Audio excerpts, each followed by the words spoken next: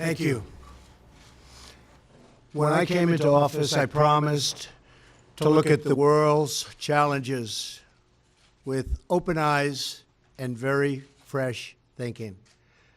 We cannot solve our problems by making the same failed assumptions and repeating the same failed strategies of the past. Old challenges demand new approaches. My announcement today marks the beginning of a new approach to conflict between Israel and the government, to relocate the American embassy to Jerusalem and to recognize that that city, and so importantly, is Israel's capital. This act passed Congress by an overwhelming bipartisan majority and was reaffirmed by a unanimous vote of the Senate only 6 months ago. Yet for over 20 years, every previous American president has exercised the law's waiver, refusing to move the U.S. Embassy to Jerusalem or to recognize Jerusalem as Israel's capital city. Presidents issued these waivers under the belief that delaying the recognition of Jerusalem would advance the cause of peace. Some say they lacked courage, but they made their best judgments based on facts as they understood them at the time. Nevertheless, the record is in. After more than 2 decades of waivers, we are no closer to a lasting peace agreement between Israel and the Palestinians. It would be folly to assume that repeating the exact same formula would now produce a different or better result. Therefore, I have determined that it is time to officially recognize Jerusalem as the capital of Israel. While previous presidents have made this a major campaign promise, they failed to deliver. Today, I am delivering. I've judged this course of action to be in the best interests of the United States of America and the pursuit of peace between Israel and the Palestinians. This is a long overdue step to advance the peace process and to work towards a lasting agreement. Israel is a sovereign nation with the right, like every other sovereign nation, to determine its own capital. Acknowledging this is a fact is a necessary condition for achieving peace. It was 70 years ago that the United States, under President Truman, recognized the State of Israel. Ever since then, Israel has made its capital in the city of Jerusalem, the capital the Jewish people established in ancient times. Today, Jerusalem is the seat of the modern Israeli government. It is the home of the Israeli parliament, the Knesset, as well as the Israeli Supreme Court. It is the location of the official residence of the Prime Minister and the President. It is the headquarters of many government ministries. For decades, visiting American presidents, secretaries of state, and military leaders have met their Israeli counterparts in Jerusalem, as I did on my trip to Israel earlier this year. Jerusalem is not just the heart of 3 great religions, but it is now also the heart of one of the most successful democracies in the world. Over the past 7 decades, the Israeli people have built a country where Jews, Muslims, and Christians, and people of all faiths are free to live and worship according to their conscience and according to their beliefs.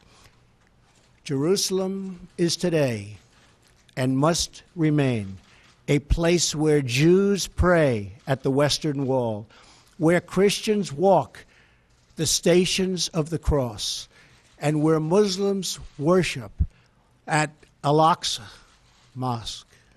However, through all of these years, presidents representing the United States have declined to officially recognize Jerusalem as Israel's capital.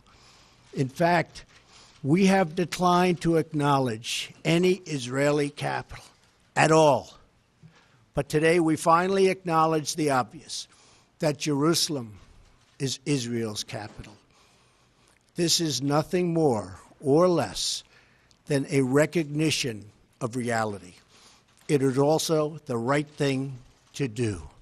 It's something that has to be done. That is why, consistent with the Jerusalem Embassy Act, I am also directing the State Department to begin preparation to move the American Embassy from Tel Aviv to Jerusalem. This will immediately begin the process of hiring architects, engineers, and planners so that a new embassy, when completed, will be a magnificent tribute to peace. In making these announcements, I also want to make one point very clear.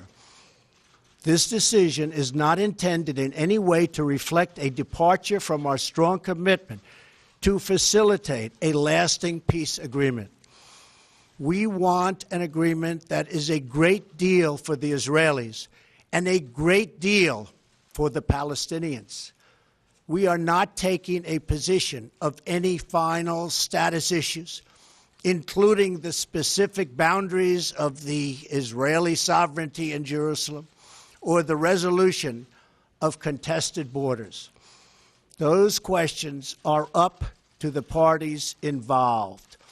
The United States remains deeply committed to helping facilitate a peace agreement that is acceptable to both sides.